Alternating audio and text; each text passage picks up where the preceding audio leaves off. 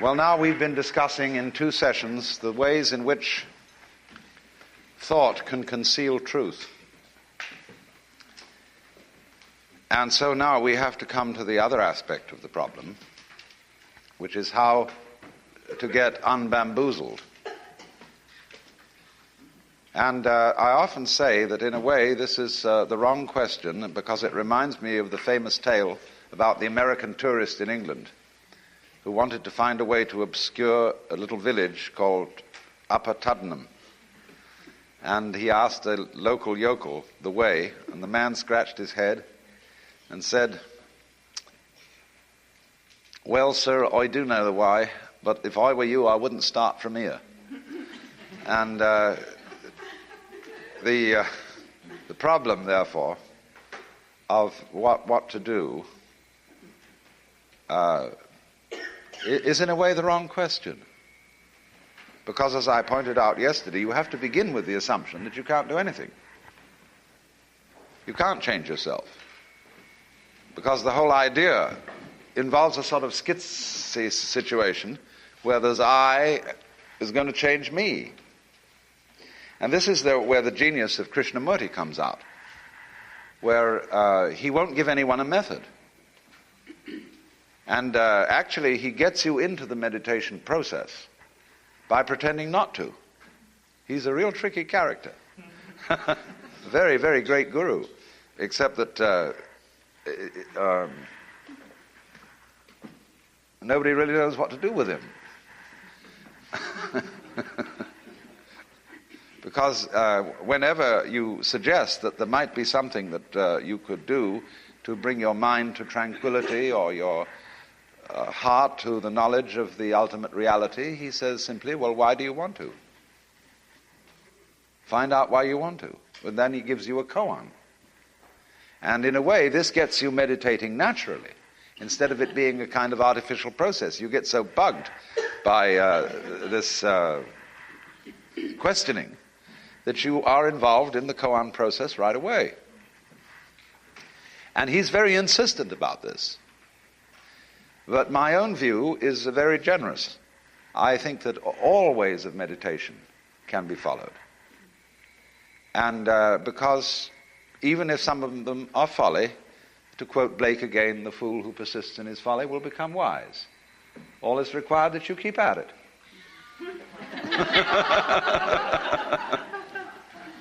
So I want to talk this morning about the various central methods of meditation. And we'll begin, why not, with the Yoga Sutra, Patanjali, where the first, he says, "Now yoga is explained." This is the first verse. And the commentators point out that the word "now" means that this is a discourse following other discourses. Something has gone before. Certain things you have to have mastered before you try yoga. And this is in line with the Hindu view of life, that life is divided into ashramas, or stages. That you start out with the stage called brahmacharya, which is the studentship, and then you become a grihastha, which is householder, and only after you fulfill the life of the householder do you take up yoga. And this is, of course, also in line with Jung's views, that spiritual awakening belongs properly to the second half of life.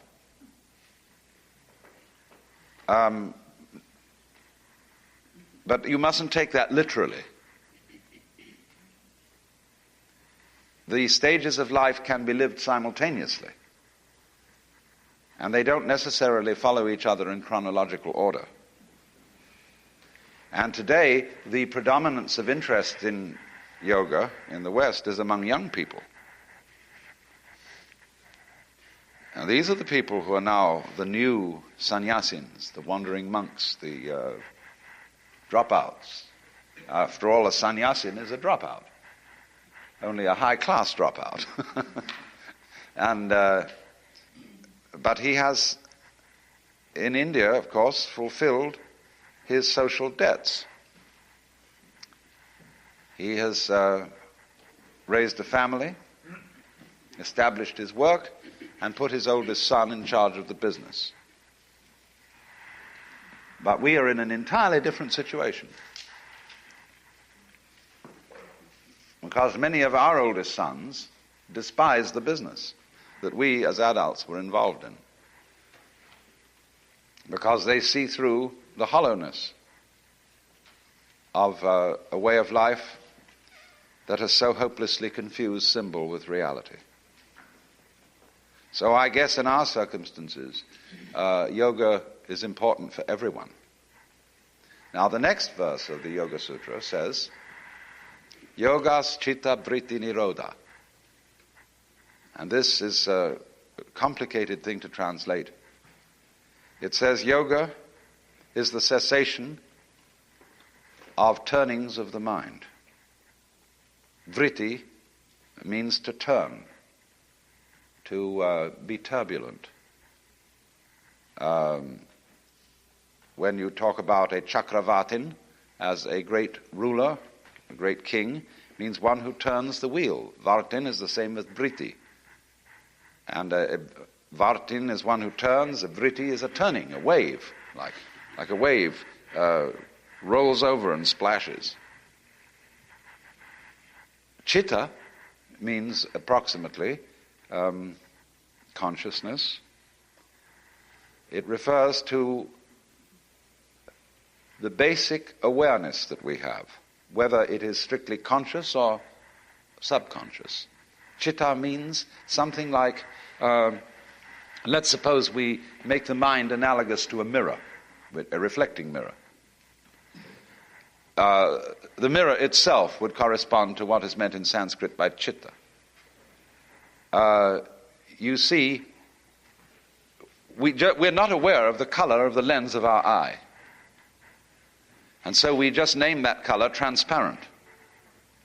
If it had a color, we wouldn't know it. And so we don't.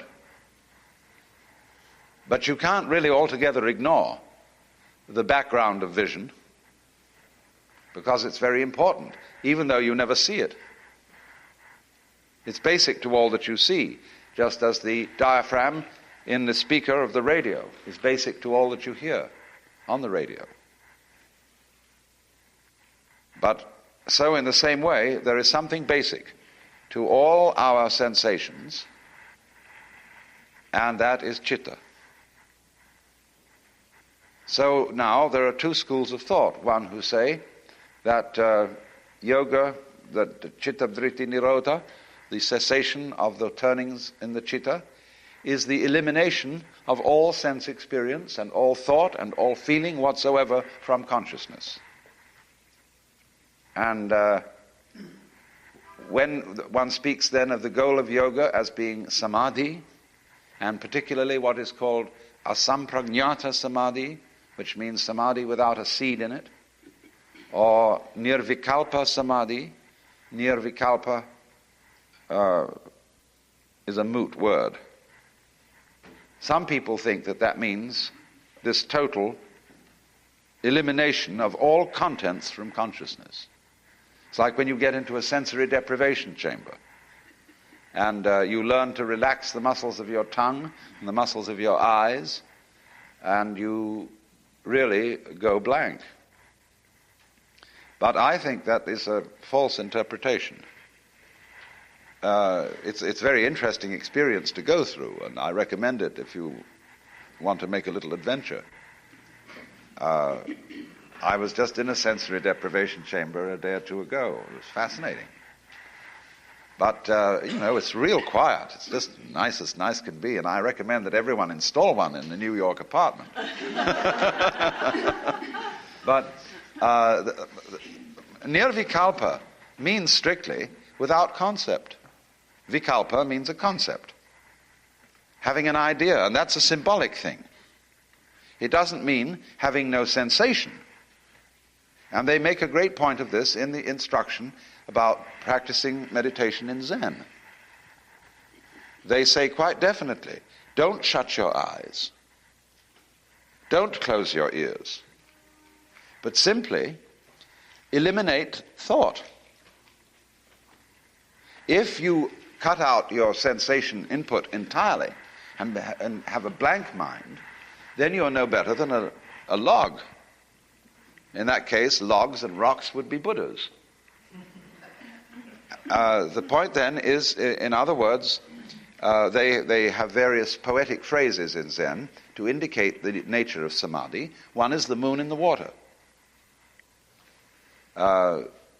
You see, there's a verse which says, all waters contain the moon. Not a mountain, but the clouds encircle it. So all waters contain the moon means that whenever the moon rises, instantly it is in all waters. They didn't know, of course, in those days anything about the speed of light. But they felt that the moon comes into the water when the moon is in the sky in exactly the same way as when the hands are clapped, the sound issues without a moment's hesitation. And so another verse says, the geese do not intend to cast their reflection. The water has no mind to receive their image. It's there like that. And so the ideal of samadhi is for you to have a mind like that, what they call a mind of no hesitation. Mind which doesn't, as it were, stop to say whether this should not be reflected. And so they would go on to explain the basic nature of your mind is like that from the beginning. That's what it is to have a mind. That's what the Zen master Bankei would call the unborn mind, or the Buddha mind in every one of us, that we all have as a natural gift. And so he says, when you hear a crow go, caw, you know immediately it's a crow. I am a crow for the moment. And so in the same way, when Bankei was once giving a talk, there was a Nichiren priest, and you know those Nichirens are kind of Buddhist Jehovah's Witnesses. And this priest was heckling him in the back. And he said, I don't understand anything you're saying. And Bankei said, come closer, and I'll explain it to you. And this man began to weave his way through the crowd. And Bankei said, come closer still. Still closer. Come right here. And he came right up. Bankei said, you see, you understand me perfectly.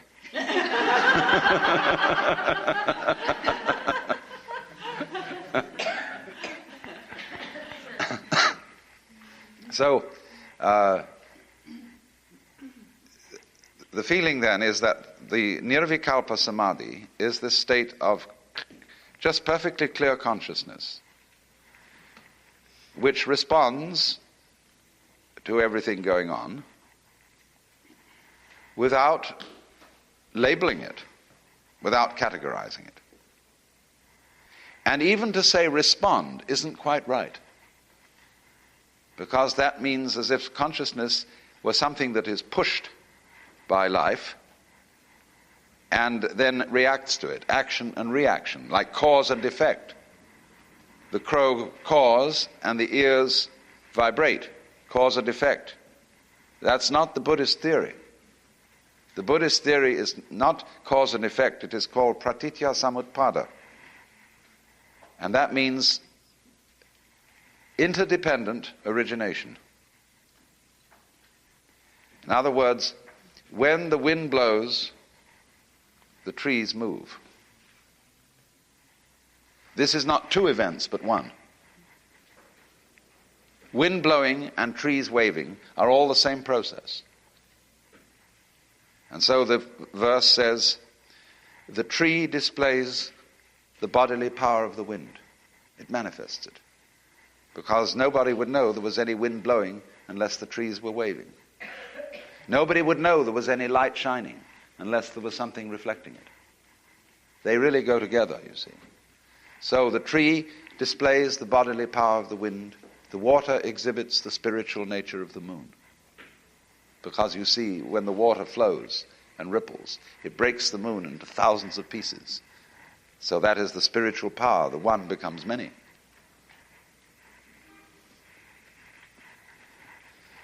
So then what we are looking at then is a state of consciousness which is like that, which is one with the whole thing going on. And this is saying the same thing as Krishnamurti says when he tries to explain that there really is no feeler separate from our feelings and no thinker separate from our thoughts. There is simply a process going on. And so in the same way, Huineng, the sixth patriarch, prefers not to use the image of the mirror for the mind, but he prefers the image of space. That's why when his rival for the patriarchate made up the poem which explained that the mind is a mirror and we must wipe it to keep off the dust, Huineng countered this by saying there isn't any mirror, and so whereon can the dust fall? See? So this is saying that you will never be able to discover a thinker other than thoughts, a feeler other than feelings, a sensor other than sensations. That's the meaning of the dialogue between Bodhidharma and Eka. When Eka said, I haven't any peace of mind, please pacify my mind. And Bodhidharma said, bring out your mind in front of me and I will pacify it. Eka said, when I look for it, I can't find it. Bodhidharma said, there, it is pacified. So Eka, was looking for his mind. It's like, who are you? The question that the Maharshi Ramana always asked to anybody who said, Maharshi, who was I in my last incarnation? And he would always reply, who's asking the question? Which is the same as Krishnamurti's, why do you want to know? Because this throws the question back at the questioner. Who are you? Who has the problem? And you look, and you look, and you look, and you can't find it. When you look for Hume, the British philosopher, really went through the same experience. Because when he tried to find out what was his consciousness, he couldn't find anything but sensations or images in his head. And so in the same way, when you want to find out what's behind your eyes, most people think that they have a blank space behind their eyes. Kind of a non-dark, non-light blind spot, which you can't ever see. But that's not the case. You know how the inside of your head is? Why, it's what you're looking at. That's how it feels inside your head. It's all this that you see in front of you. That's inside your head. It's all in these nerves back here, where the optical nerves are centered. And so this is saying that our conscious relationship to the world is a transactional relationship, in which you can speak about the subjective standpoint and the objective standpoint, but that really you've got one continuum in which these two standpoints are simply opposite ends of a diameter. You go with it, it goes with you, and vice versa. So this is the whole meaning of the Taoist idea that is called mutual arising. When Lao Tzu says that to be and not to be arise mutually, that difficult and easy suggest each other, high and low subtend each other, and so on. He's describing this polar relationship.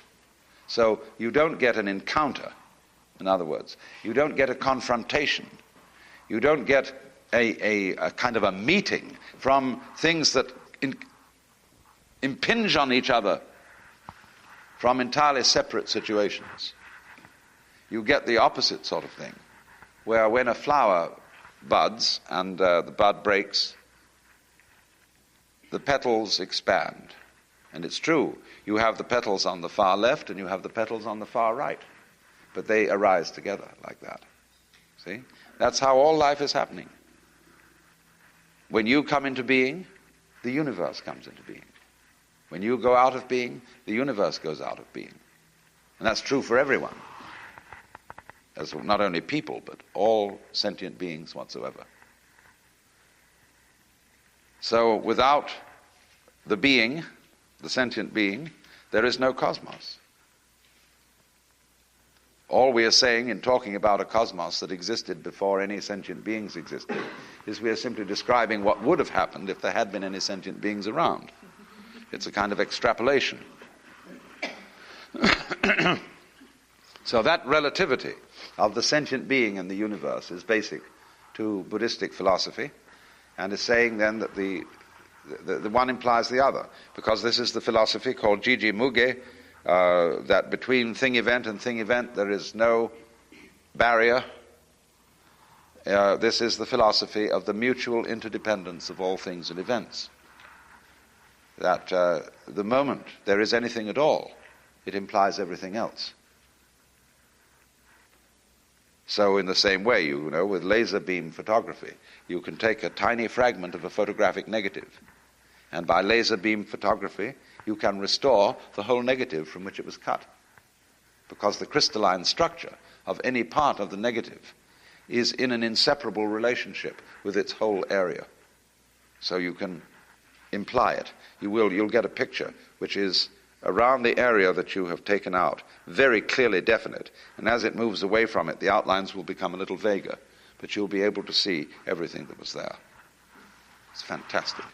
So in the same way, every hair on your head, this is the real meaning of the saying that the hairs of your head are all numbered, that every hair on your head implies all galaxies, because it wouldn't exist without all galaxies, nor would all galaxies exist without the hair, or without the hair having existed.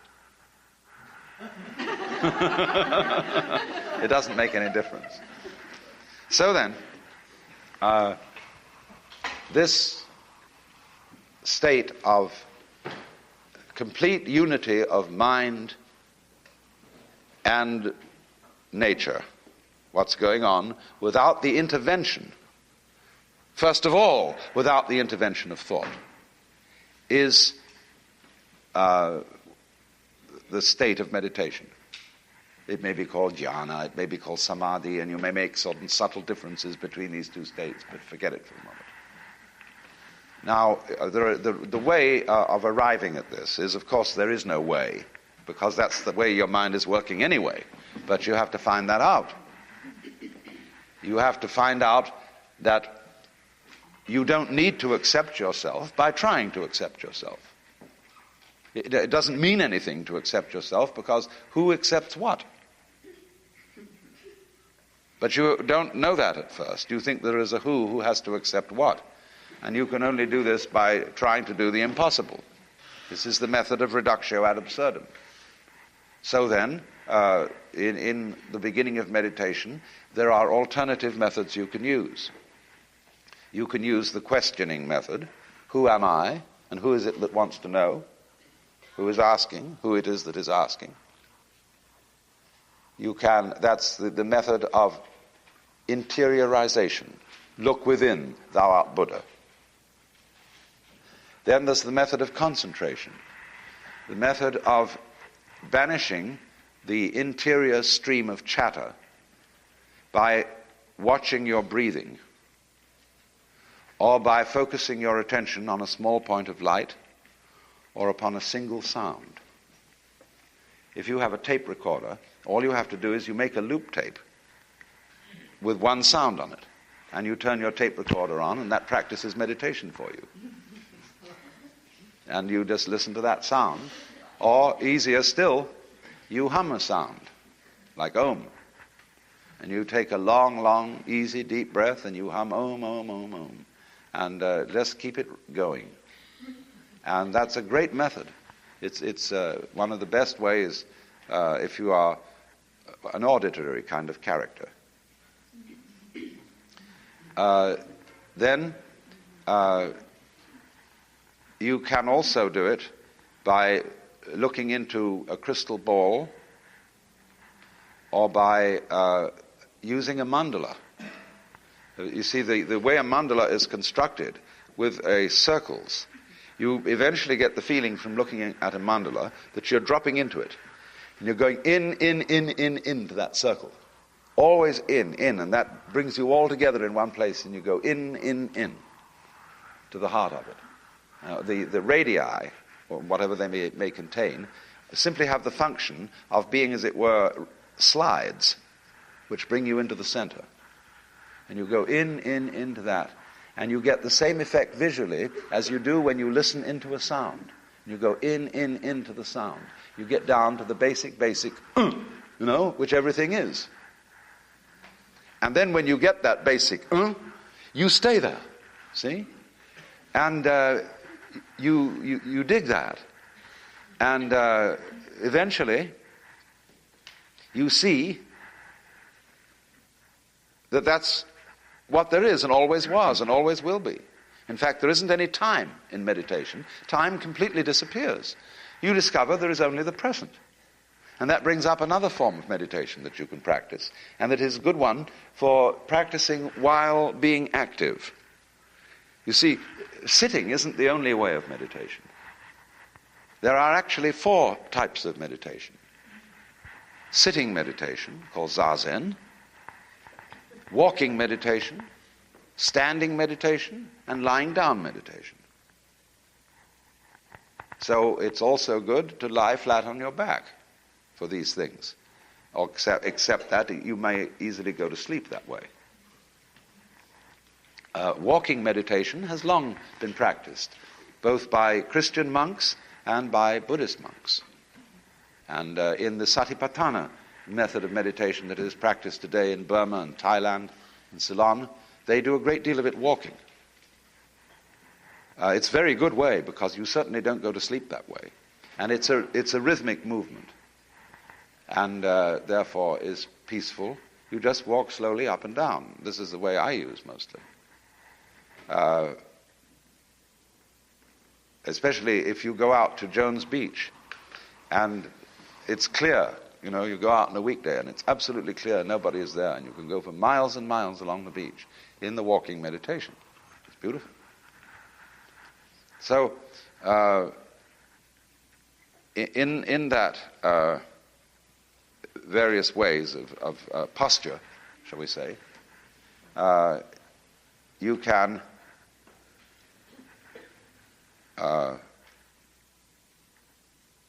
concentrate on sight, on sound. Nobody has done much with touch, but people have done meditation on bodily motion, as in dancing or mudra. That is another thing. Mantra is sound, mudra is gesture. And in Houston Smith and Elder Hartley's film of Tibetan monks, you will see them doing the mudra method of meditation, constantly moving their hands. This is the same kind of a thing. Or another method is the letting everything alone, where you allow all your psychic processes and sensuous processes free rein to do anything they want to do. And you will find, for example, that let's supposing that at this very moment you are all hearing the sound of my voice. Now, if you turn your conscious attention from the meaning of what I'm saying simply to the sound of the words, you will be surprised to discover that you don't have to make any effort to understand what I'm talking about, because your brain will take care of that. And you can just listen to the noise. It'll all go into you, and you'll understand. But you can just concentrate on the flow of sound. American Indians often do that when they're encountering a stranger, because they can tell more about him from the tone of his voice than what he says. He may be lying.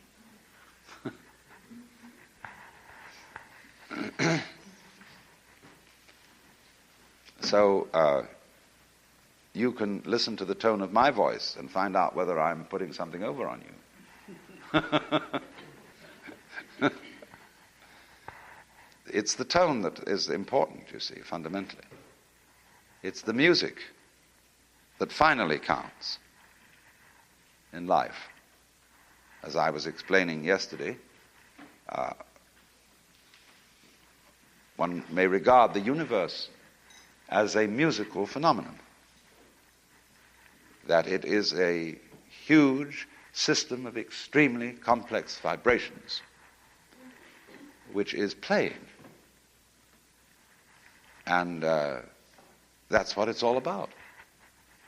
Just you don't ask, what does Mozart mean? You just listen to Mozart. It's great. So you don't ask what the universe means. Well, now, in a way, this meditation method of just letting your mind alone and let it go where it wants to go has the same disadvantage as lying down on the floor. You may go to sleep. But don't worry about that too much, especially if you do it early in the morning. And on waking, immediately is the easiest time. You're just in that moment between sleeping and waking. You will find you are in a very fascinatingly clear state of mind. That's the ideal hour of the day for having an experience of cosmic consciousness. And you can move right into it at that point. Don't get up immediately. Just lay flat out. You may want to do something or other to refresh yourself a little, like taking a drink of water or something. But right at that moment, you find you can have extraordinary clarity. And then you see, as you go on, it begins to become clear to you that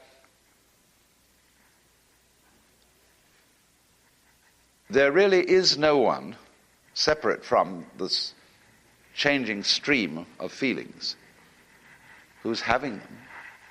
They're just there. And in that moment, the problem of what to do about yourself vanishes, because there is no separate self.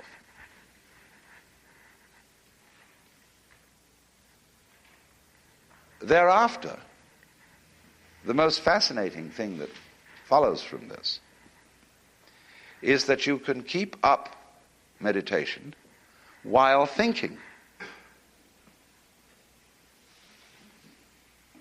This is why a Zen master can also be a scholar and an intellectual, because the way he does his thinking is exactly the same way as he sweeps the floor or meditates.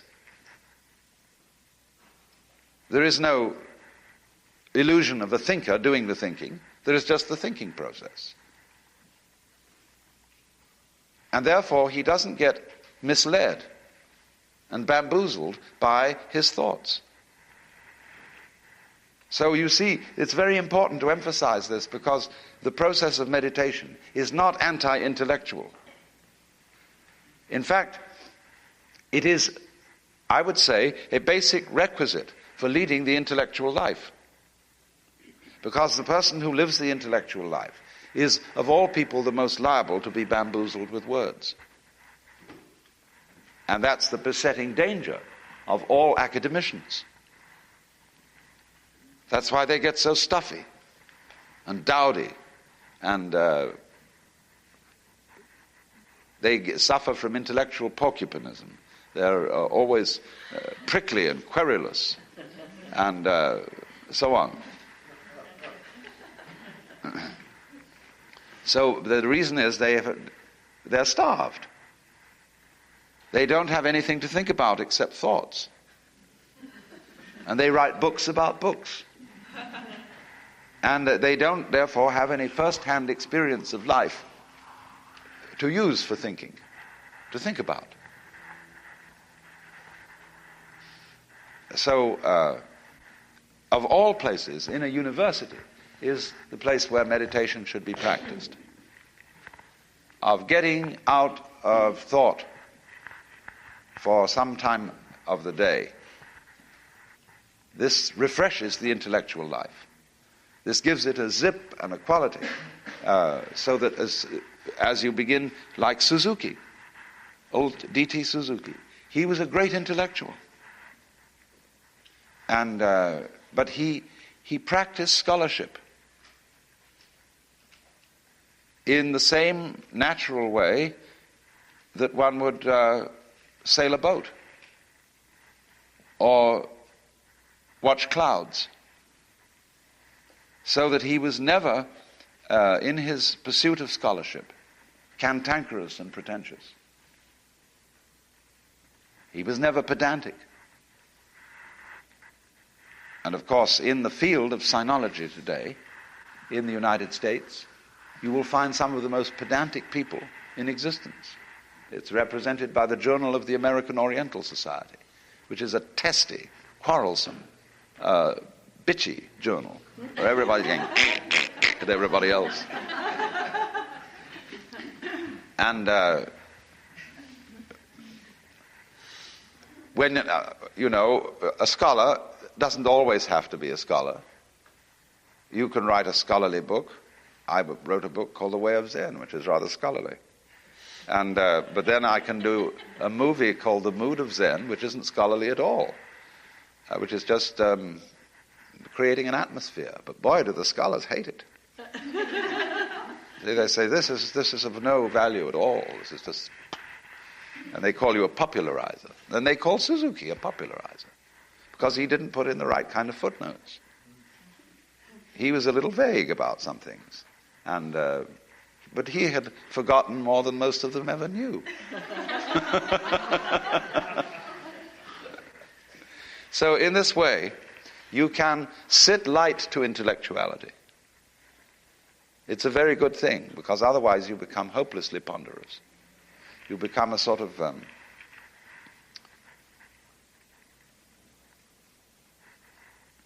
a mechanical tick-tock being that is full of...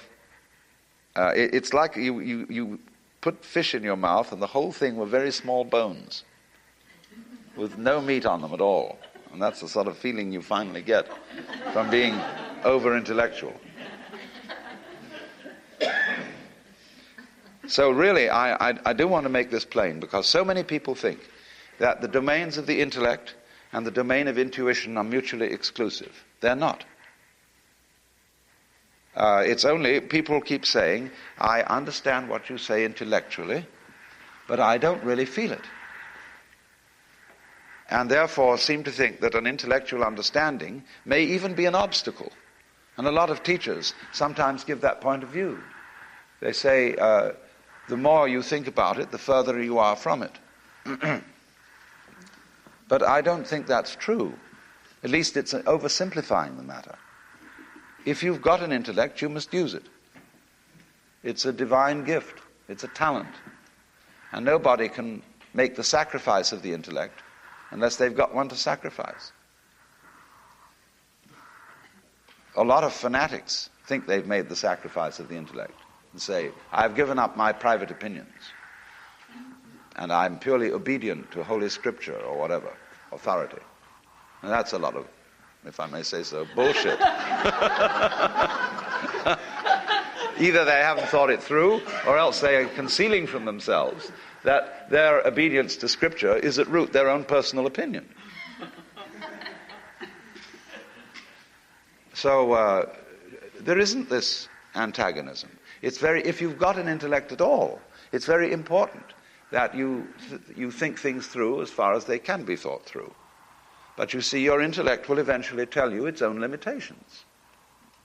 It will, in other words, say, I have a certain function as intellect, just like the dial on the telephone has a certain function. And if you spell out questions about the existence of God on the dial of the telephone, you will be told to go to hell.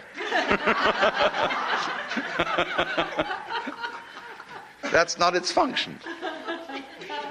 And so you can easily see, as I've tried to explain to you, that the thought process has limitations, that there are things it will not do.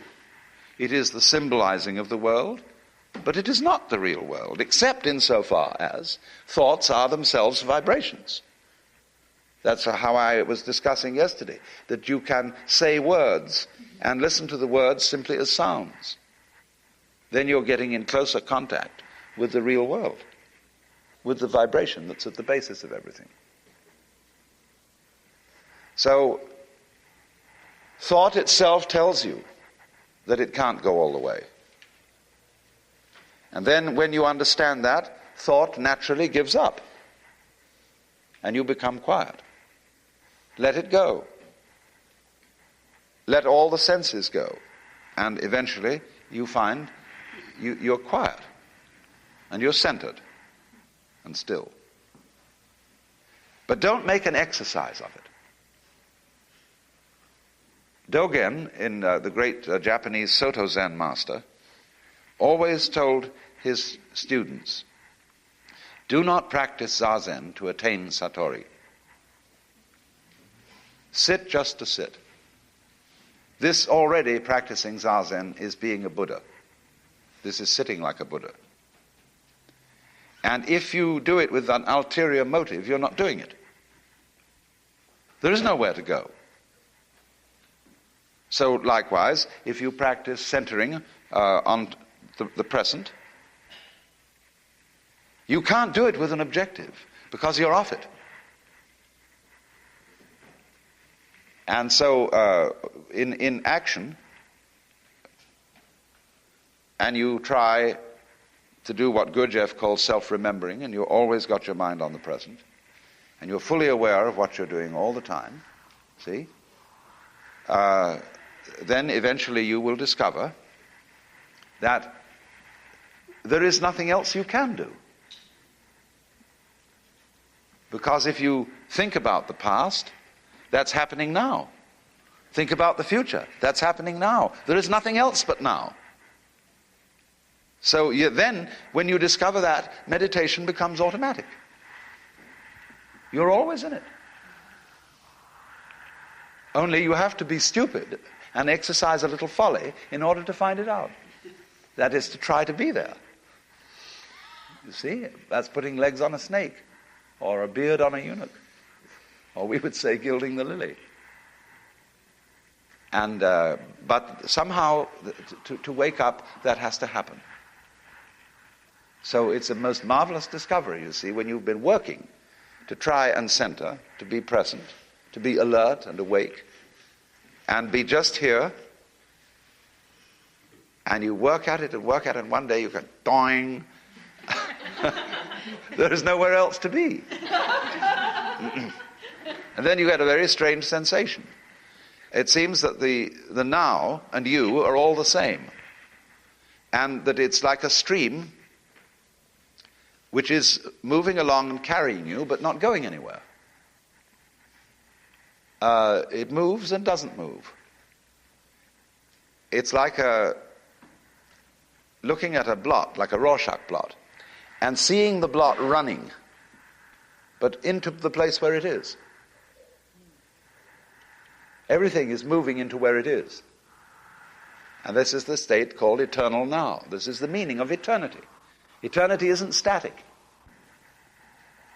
So, this is the meaning of the Zen poem which says, I walk over the bridge, and it's the bridge flow, not the water.